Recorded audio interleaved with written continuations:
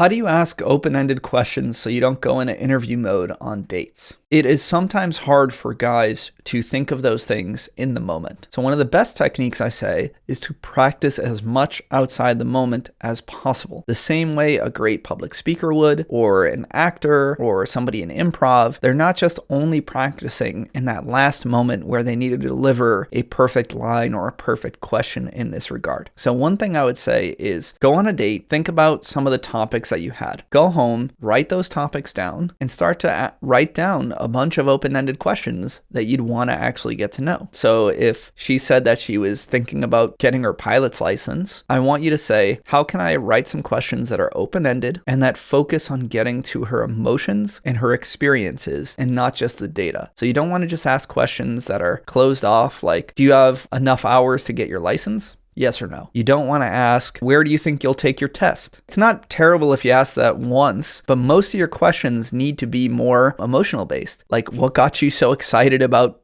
flying in the sky? Or like, do you ever feel terrified when you're up in the air? And you want to get them to relate on a more personal level about their emotions and their experiences. That's where they're going to feel connected to you. So take your topics that you talk about on dates, put it in a journal, write some questions down, and try to say them out loud and get used to that outside the moment. So that way your brain kind of builds those habits of when you're actually with somebody, then it's like, cool, I want to ask her something about this. My default now is to ask something more personal and emotional. And you're kind of retraining the habit, because I just think a lot of this is habitual. As guys, we tend to ask very data-driven questions, especially of each other. Oh, where'd you get that job? How long did it take you? What do you make? And it's just kind of building a new habit, especially when we talk to women in romantic settings, of getting more to the things that are actually going to create an exciting personal conversation. The other way that we avoid interview mode on dates is by interjecting some relating statement in between every question or every other question. So it'll start to feel like an interview, even if you ask really good questions, if you never add a bit of yourself in between. So if I just said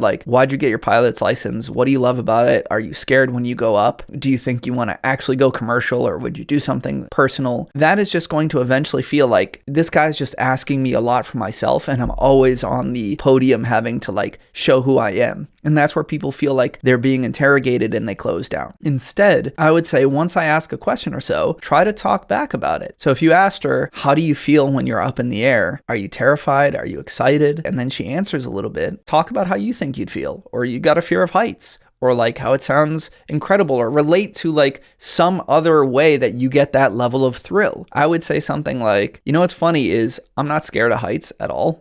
I would be totally cool with being, up in an airplane anywhere. I'm scared of falling. I think I'd be terrified to look out the window, but as long as we're just chilling, I don't mind being up in the air. And that way it feels like you are adding a bit of yourself, and it feels like you're putting skin in the game, which helps her drop her defenses and continue to open up more. So it's a back and forth where you're asking good questions, but you're also relating in a way that makes her say, okay, I'm just not the one being judged here. He's opening up, and I can do that safely as well.